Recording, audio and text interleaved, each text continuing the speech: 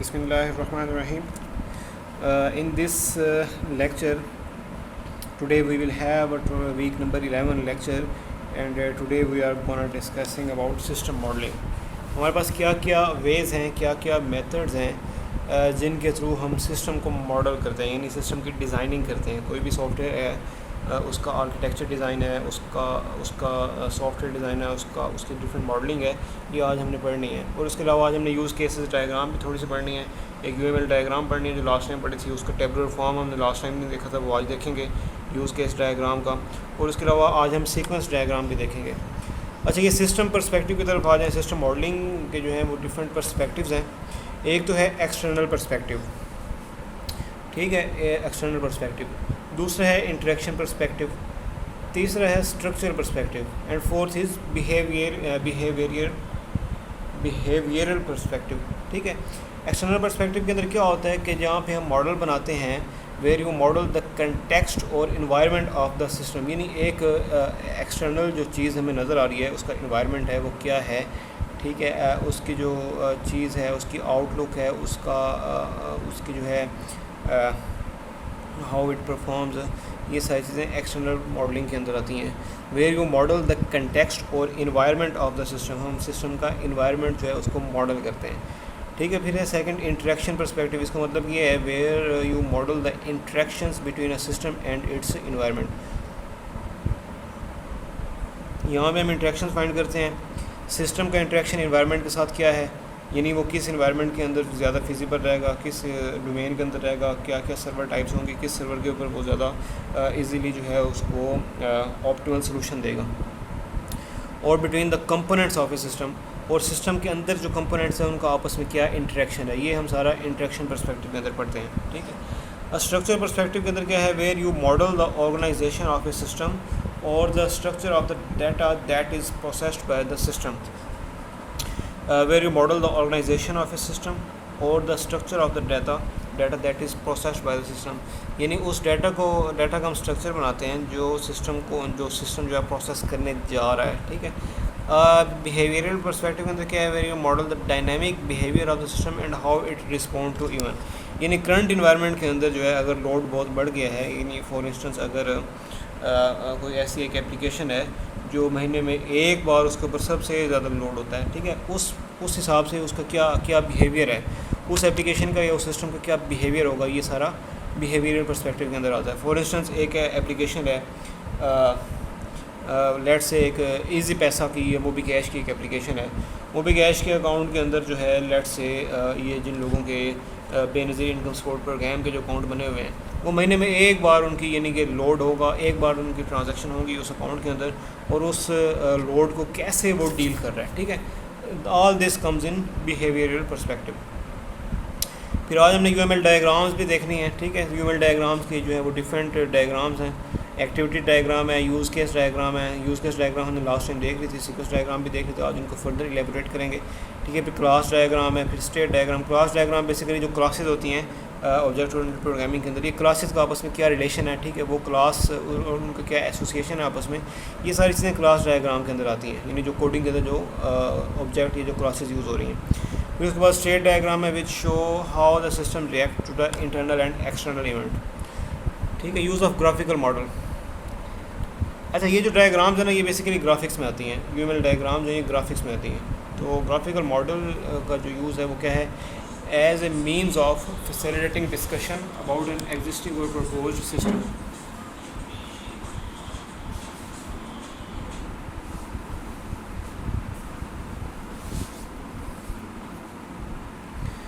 As a means of facilitating discussion about an existing or proposed system. Incomplete and incorrect models are okay as their role is to support discussion. अच्छा, ये जो graphical models जो बनते हैं ये basically ये discussion के लिए होता है. इससे पता चलता है ड्यूरिंग डिज़ाइनिंग कि क्या क्या इंटरेक्शन होने जा रहा है, क्या क्या चीज़ बिल्ड होने जा रही है, क्या चीज़ इम्प्लीमेंट होने जा रही है. तो अगर ये इनकम्प्लीट भी है तो कोई इशू नहीं, काम चलेगा. As a way of documenting an existing system. ठीक है. एग्जिस्टिंग सिस्टम की डॉक्यूमेंटेशन के लिए बड़े फ्रूटफुल रहती हैं ये चीज़ें, ग्राफिकल डायग्राम्स, क्योंकि model should be an accurate representation of the system but need not be complete. As a detailed system description that can be use to generate a system implementation. तो ये system की जो है वो सारी detailed description होती है, क्योंकि ग्राफिक्स में सारा मॉडलिंग के थ्रू में सारा पता चल जाता है। Models have to be both correct and complete. अच्छा, कंटेक्स्ट मॉडल जो है are use to illustrate the operational context of the system. They show what lies outside the system boundaries. Social and organizational concern may affect the decision on where to position system boundaries. System boundaries क्या हैं कि system की जो boundary है, यानी system ने जो है वो काम करना है, वो सारी चीज़ें जो है वो सिस्टम बाउंड्रीज़ के अंदर आती हैं।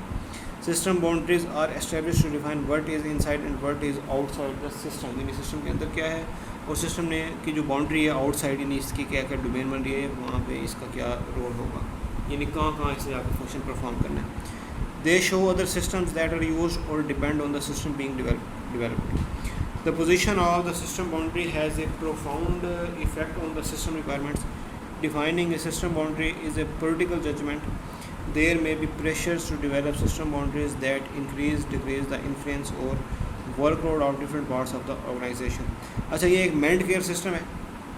ये देखिए सेंट्रल जो है, ये इसकी जो बाउंड्रीज़ हैं वो क्या क्या हैं। एक तो मैनेजमेंट रिपोर्टिंग सिस्टम है, इसकी बाउंड्री पेशेंट रिकॉर्ड सिस्टम है, एडमिशन सिस्टम है, प्रेस्क्रिप्शन सिस्टम है, ठीक है, और अपॉइंटमेंट सिस्टम है। उसके बाद HC यानी हेल्थ केयर स्टैटिस्टिक्स सिस्टम है।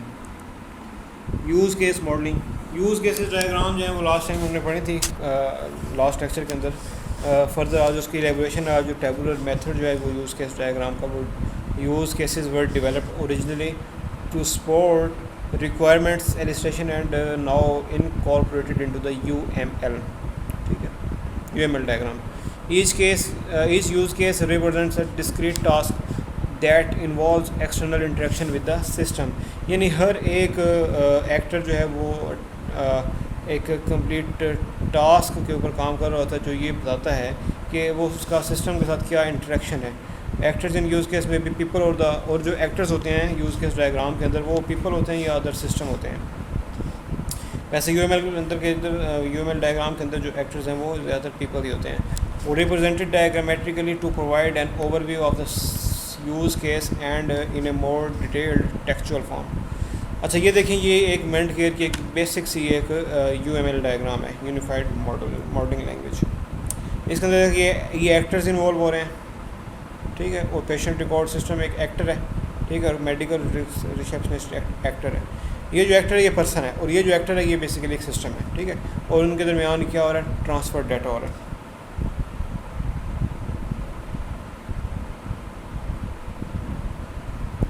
अच्छा, ये इसकी जो है ट्रांसफ़र डाटा की जो है टेबुलर डिस्क्रिप्शन है इस यूएमएल की। क्या है, एक्टर कौन से हैं, मेडिकल रिसेप्शनिस्ट और पेशेंट रिकॉर्ड सिस्टम, ये दो इसके एक्टर्स हैं। अच्छा, यहाँ पे इसकी डिस्क्रिप्शन भी आ रही है। A receptionist may transfer data from the Mentcare system to generate patient record database that is maintained by a health authority. यहाँ पे थोड़ी सी स्पेलिंग की मिस्टेक है, ये जनरेट आना है और यहाँ पे मेंट केयर आना है, ठीक है। और डाटा कौन सा इन्वॉल्व हो रहा है, patients personal information, treatment summary, ठीक है। और स्टिमुलस क्या, यानी क्या क्या उसने फंक्शन परफॉर्म करने हैं, use command issued by medical receptionist. और इसका रिस्पांस क्या होगा इस यूएमएल का, confirmation that PRS has been updated. Comments क्या हैं, the receptionist must have appropriate security permission to access the patient information and the patient record system. Use case in the Mentcare system involving the role of medical receptionist. अच्छा, medical receptionist का जो है वो क्या role है पूरे मेंट care system के अंदर। एक तो इसने पेशेंट को रजिस्टर करना, ठीक है, ये एक्टर है, ये ऑब्जेक्ट है। एक तो इसने पेशेंट को रजिस्टर करना है और दूसरा इसने पेशेंट को अनरजिस्टर करना है, यानी जिन पेशेंट्स की ट्रीटमेंट हो गई है उनको इसने अनरजिस्टर करना है, यानी उनकी डेटाबेस इनका रिकॉर्ड जो डेटाबेस से रिमूव कर देना है कि करंट टाइम के अंदर जो है कौन जो है पेशेंट जो हैं वो मेडिकल सर्विसेज अवेल कर रहे हैं हॉस्पिटल के अंदर। अच्छा, पेशेंट की इन्फॉर्मेशन भी इसने व्यू करनी है, ट्रांसफ़र डाटा को ट्रांसफ़र भी करना है, आर्काइव्स बनानी है, ठीक है, फिर कंटेक्ट पेशेंट भी करना है इसमें। आगे सीक्वेंस डायग्राम। सीक्वेंस डायग्राम जो है ये यूएमएल का part and are use to model the interaction between actor and the object. और ये जो है एक्टर और ऑब्जेक्ट के दरमियान जो है एक इंटरेक्शन जो है इन सीक्वेंस वाइज जो है ये जनरेट कराता है। A sequence diagram shows the sequence of interactions that take place during a particular use case or use case instance. The objects and actors involve are listed along the top of the diagram. ठीक है, ये देखें, ये आपको sequence नज़र आ रहा है।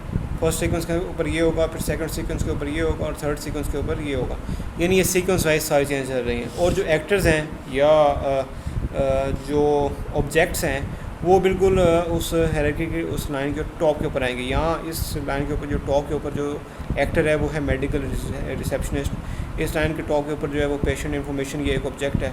इसके ऊपर मेंट के डेटाबेस, ये एक ऑब्जेक्ट है। ठीक है, और इस लाइन के ऊपर ये सारी चीज़ें सीक्वेंस वाइज आ रही हैं। पहले सीक्वेंस में ये है, फिर सेकंड सीक्वेंस में ये है और थर्ड सीक्वेंस में ये सारी चीज़ें आ रही हैं। ठीक है,